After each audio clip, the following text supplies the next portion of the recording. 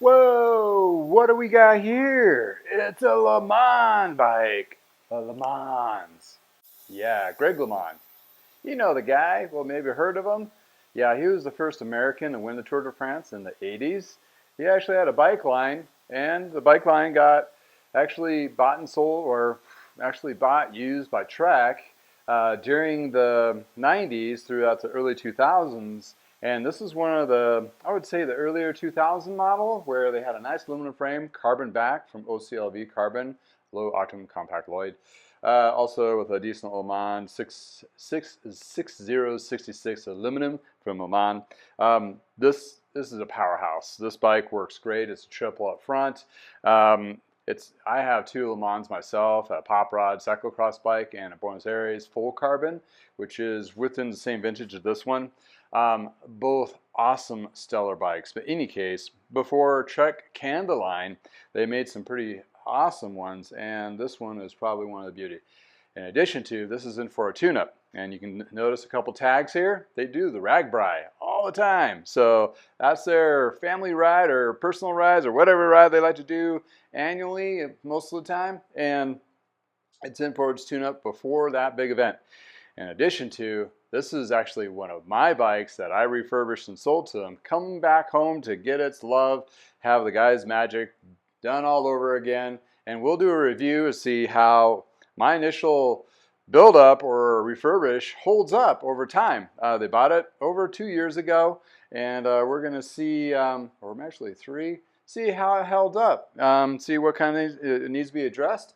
And they've had some work done in other places on this because it's hard not to do that when you're doing, RAGBRAI in different states or events in different states and that kind of thing. You sometimes have to have it looked at by other mechanics. But in any case, let's take a look at this fabulous LeMond bike, and information I will have in the description below in addition to after this.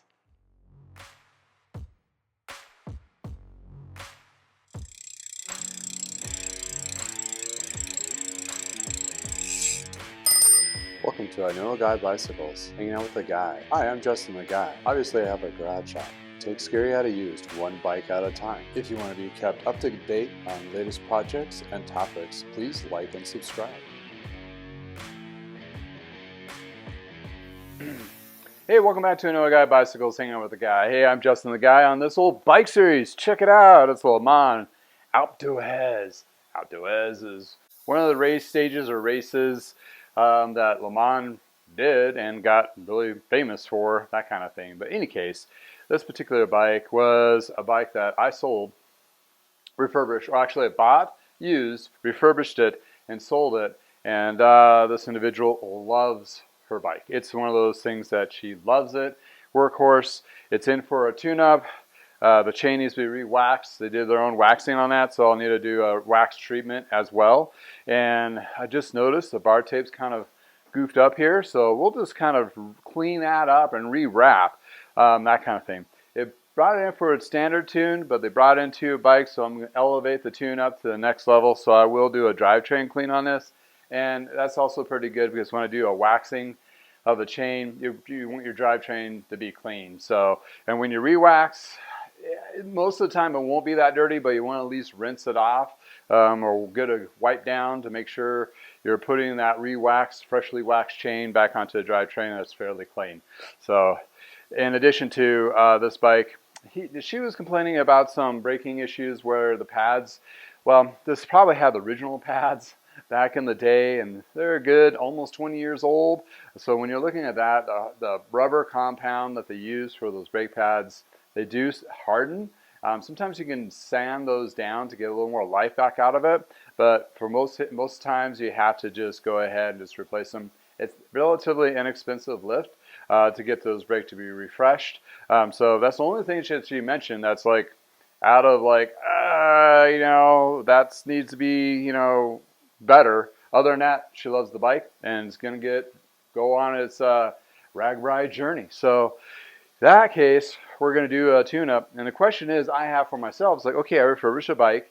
And, bike shops, we usually have like this knee-jerk reaction, like, how many often do you have your bike tuned up? And we go, once a year. I think that's usually just a catch-all kind of. Every shop has pretty much said that. Well, any case, I want to see how well my original refurbished tune-up on this, which is, basically close to overhaul, how long did it last?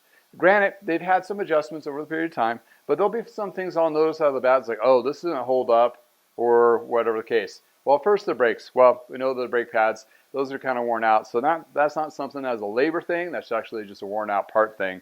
And the chain itself was a little stretched, but they want to keep trying it with the wax and see how they can keep going.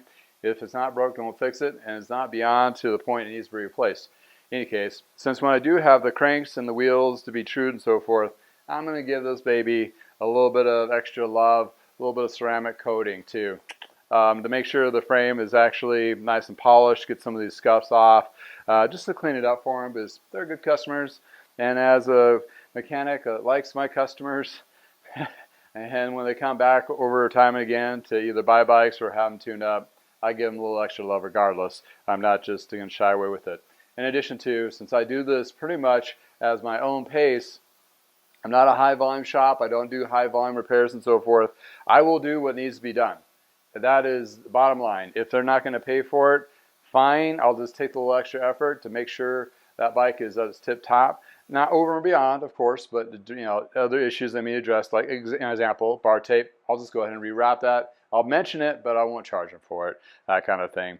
It's one of those deals where I've been doing this for a long time, and I've had people like they balk at the price and they don't have certain things done, which sometimes could be related to safety.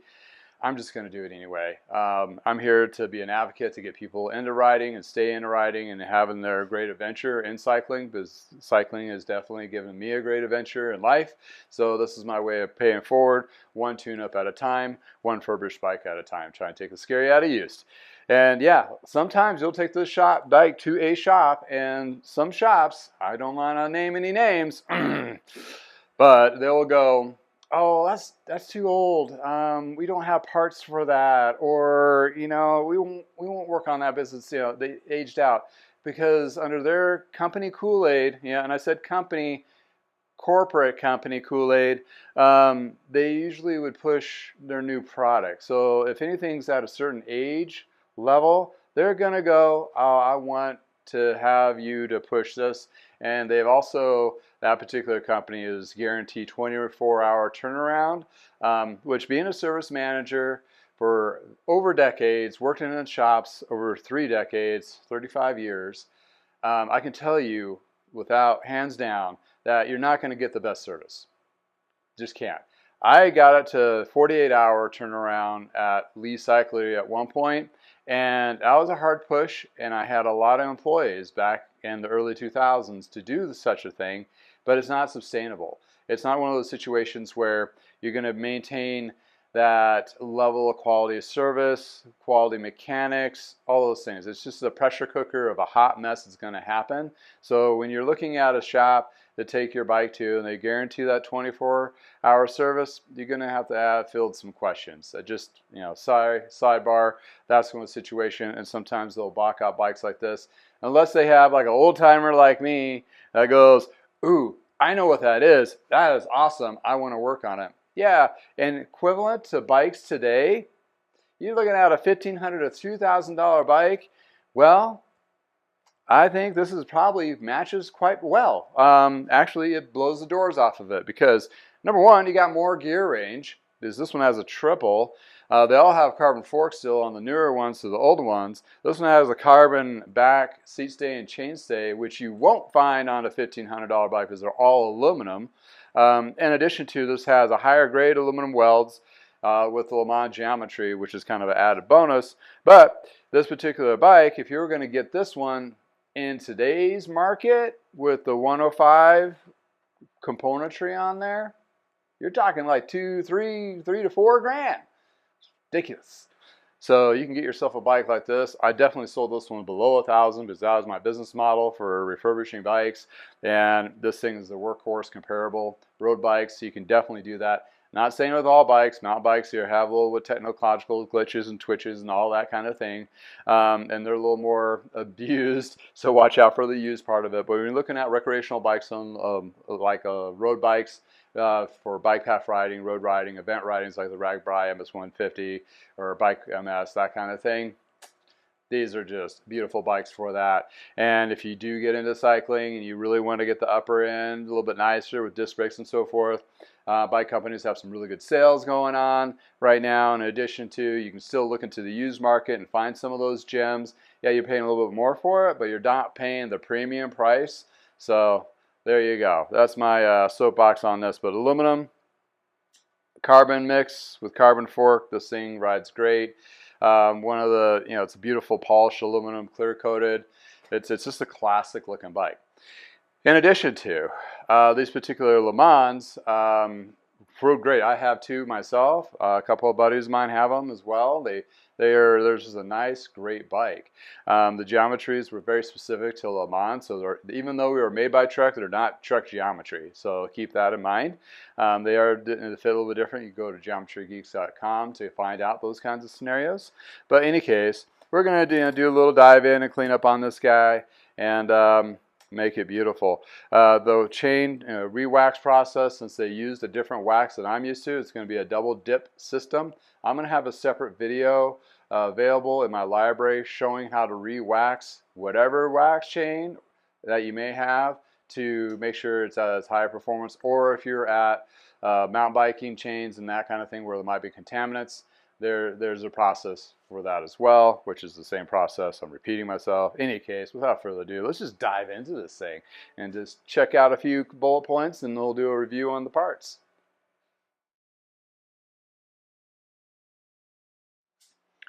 ABCs, air brake chains. So we're going to talk about the brakes. The feel, the acquisition, the part of it that actually clamps down onto the rim look fine. The wheels do look fairly true, spinning them in the brakes.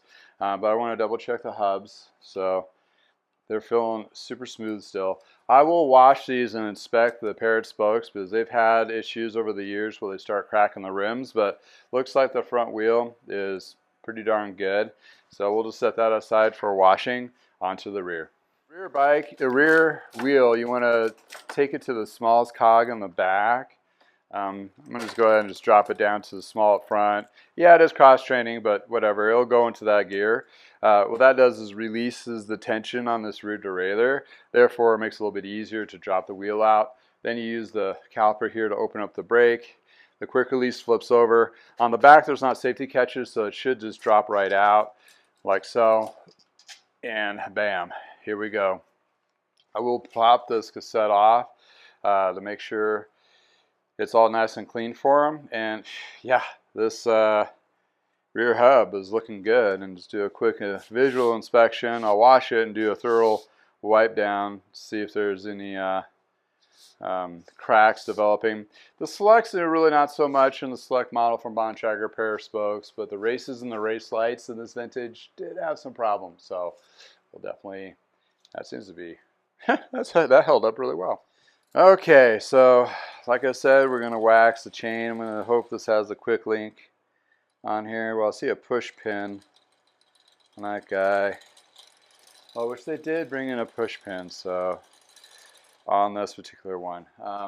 Well, when you do a push pin system, you can't push pin the same pin through. It's not recommended on the older ones here, so you just grab a spot somewhere. Well, let me double check and make sure I don't have a quick link or power link on here.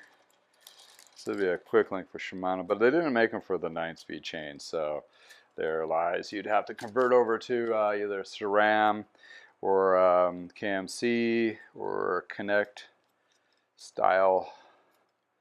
There we go. And you can see the little flakage of the wax, but it's still pretty quiet and smooth. And actually, it's just dusty. It's not that dirty. Since I'm not doing cables and housing, I will definitely try to keep these intact as much as possible. Oh, I'm going to go ahead and take all these little aluminum caps off and replace them with blue to match the blue decaling. For sure.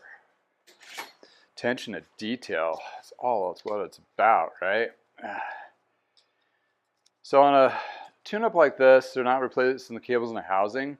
But what you could do to refresh the shifting in the back is this is where the contaminants usually build up. If you put a little bit of light lube on this, I use the Tri-Flow, and just put a couple drops on the actual, or just replace this particular piece of housing.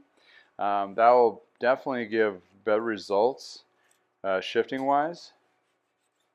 See if I can get that to clean up. Yeah, it feels a lot better there. So we'll set that aside and we'll dive into the rear derailleur. I will shoot this in the ultrasonic cleaner too, give it some extra love to clean up that extra dust and grime. So, you know, with the wax, it really hasn't built up too much of anything. But I don't think they ultrasonic cleaned their drivetrain before doing the wax themselves, because this was a self-done waxing. So we'll make sure it's a little more clean and ready to accept the waxing. So I'll take that aside, and oh, good. The clamp is lower here, so I don't have to remove the bottle cage. And I'll do like a spritz rinse with a light cleaner, and also, you know, see, has that mud and stuff in there. We definitely want to get that all cleaned up for them, so they have the best results possible. This particular type of crank set is interesting because, so I'm going to go ahead and pop the pedals off real quick so they're not interfering with my cleaning of the crankset and ultrasonic cleaner. And I was cleaning another crank currently, that's why you heard some sounds earlier. I have another bike I'm finishing up as I'm starting this one. So, you know, 2 bikes, 1 stand kind of day. It is busy season for me, so here we are. Okay, so this has a bolt on the non-drive side. I think it's just the big guy. And it's a 1 bolt smash down. So you got to get some good leverage. Oh, okay, here we go. And self-extracting. So these were pretty cool back in the day. Not too tricky to do. And while I'm here, that gives me an opportunity to check that bottom bracket, see if it's good. The case covering popped off, so you can get that the wedge back off. Sometimes you got to use a little bit of old-fashioned screwdriver tactic. This is just a cover, seal cover, to clean up, and that prevents contaminants of getting into that bottom bracket bearing. And if I get it to, there's like a little ramp, DI's a little wider here where it compresses into the bottom bracket. Just kind of slide that off so I can give that a good cleaning. Set that aside, and you're looking at the crank. So I'm going to get all that gunk, dirty stuff out of the way so the drivetrain is at the best performance. And while I'm here, wipe down the bearings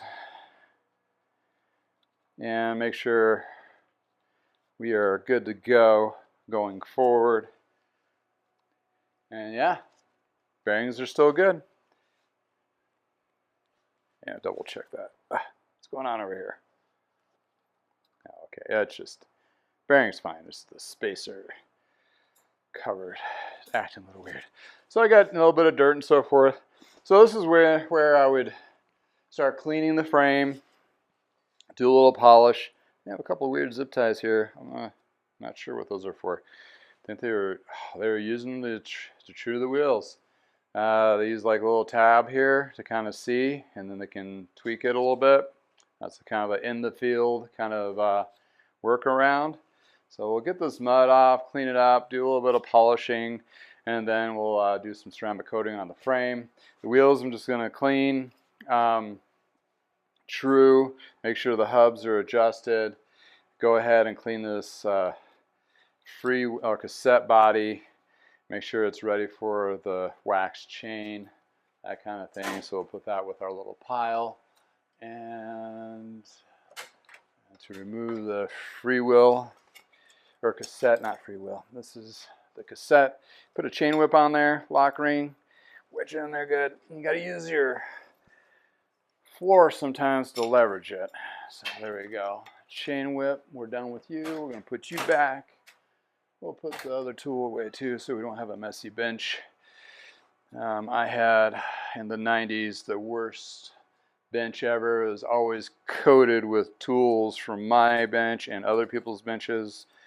And now, since I do work by myself, I'm only, oh, look at that. That's why we get rid of these anyway. They're so brittle, and if they break on you while you're riding, they'll go right into your drivetrain and could cause you to crash.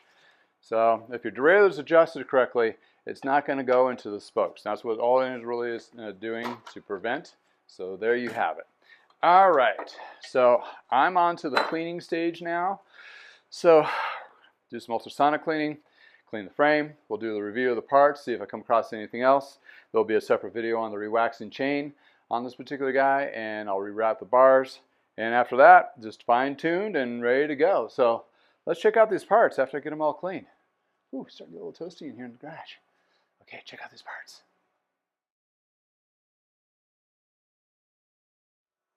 All right, a little Armor All wax ceramic for the rims. Woo, look at those parts. Front derailleur turned out super clean. Crankset, cassette, same thing. So a new wax chain. I haven't waxed it yet, so that'll be a separate little video. I'll be doing that here shortly, but it will be released at an earlier time. Oh, that crankset doesn't go to it. Whoop, that's a different bike. Oh, look at this wheel set. Oh, super clean. There are a little bit of discoloring of the rims. They were a little bit of darker gray back in the day, but still all less, still pretty good. So with the particular rims, I did a ceramic coating. Then I use a rubbing alcohol to clean the rim surface area. Then I do the Armor All on the tires itself. I clean the rims last. I mean, with the alcohol on the rim brake surface. So that will give you the best option there. But looking at the parts, we're about there. Bam. Remember looking at the frame and it was dirty? You got it all cleaned up. You notice that haze to it? That's actually the ceramic coating that hasn't been knocked down yet. I have a 2-stack on there. So when you take a fiber cloth, wipe it, you'll feel a tug at first and boom, super clean. Process is you want to clean the bike, get all that gunk off, right? Then you want to do a kind of a surface cleaning. I use this lithium hyper clean. That's a good cleaner to clean the surface prior to ceramic coating. I do that on the rims as well. That enables the pores of the paint, clear coat, or metal to be clean and be ready for the ceramic coating. Oh, look how pretty that is. Oh, that blue. Such pretty. I haven't found anything major, just some scratches on the clear coat. This is actually clear coated ball burnished aluminum with a clear coat on top of it to keep it from oxidizing. So there we go. And brake pads, brake calipers came out super clean too. I mean, look at that. Super, super clean. And the brakes. So yeah, let's review.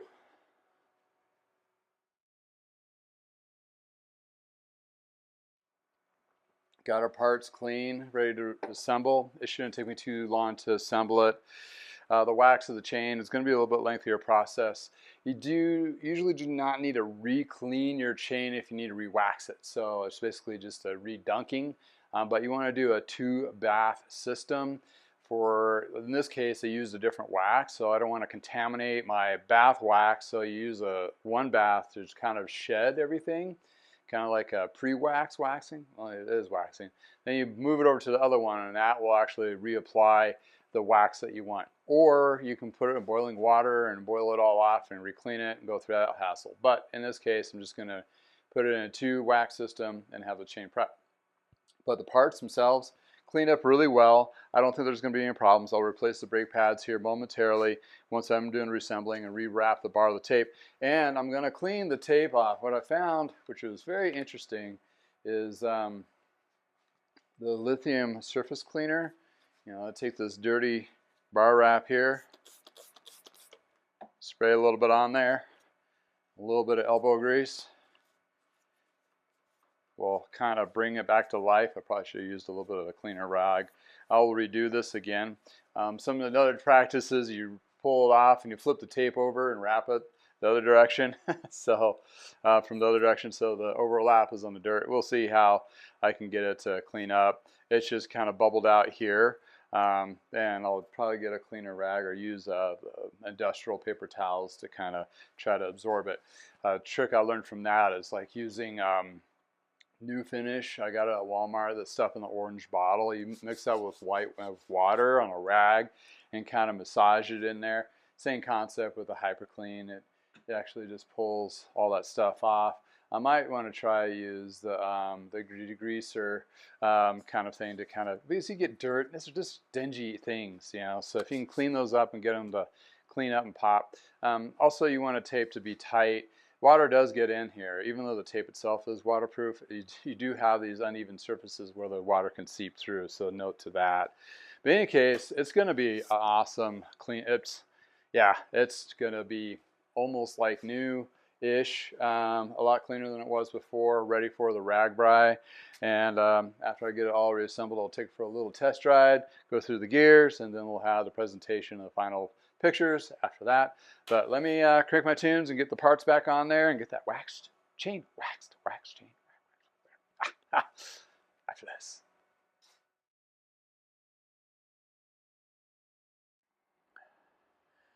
All right, let's go take it for a test ride. Oh boy, beautiful LeMond. Check it out. There we go. LeMond Alpe, aluminum with carbon back. Got a fresh wax chain on there. Drivetrain clean. Our main concern was the braking. She seemed like she had a hard time. Well, new brake pads, definitely grabby. So hopefully that will improve her ride performance and not running into anybody, as she stated as a concern. All right, start checking these gears. Going up in the back. Seems to be pretty smooth, hitting them all. So I'm gonna check the trim on the front and go to the big ring. Yep, successful. Drop it down. Going up to the bigger cogs in the back. Check those brakes again, slow down. And then we're gonna check our granny gear. Whoop. Yeah, whoa, whee! Start shoot down in the back a little bit, and jump back up into the middle. And since this has just been freshly waxed, I'm going into them easily without a lot of tension at first, because I want that wax to break in and not bind up anywhere. Yeah. Okay. Now we need to check some of these gears for wear. Put a little tension on them. Make sure it works to the cross chain. That's big and big. Drop it down. And we're going to check small and small. Yep. Go small and small. No jumping. Hits all the gears. For a 3x9, for being a good 20 years old, not too bad. Chain's a little warm, but being fresh wax, it's going to perform really good for her on the rag bry. I have no doubt in my mind. And whoop, hitting the brakes. Yeah, definitely a solid bike. I can see how she has fallen in love with this bike. Here we go to the big swoop and review. All right. Woo. Kind of rides like my other ones. Just a little faster because it's a little bit cleaner. But other than that, though, check it out. Super smooth. Full aluminum frame. Yeah, carbon back, carbon fork. Clean those grips, man. Use a grime wave from lithium. I cleaned those up. Came right off. Those look really good. Drivetrain's clean with a wax chain. Excellent. Well, it's nice in your neck of the woods. Please go for a ride. Thanks for hanging out in the garage. If you have a bike like this or similar or what have you, stories, good or bad or otherwise, put in the comments below. This is a community. I'll have in the description below information about this bike and tune-ups and all that, and the tools I use and all the processes. And again, thank you for hanging out in the garage. And before you go, please check out these beautiful pictures after this.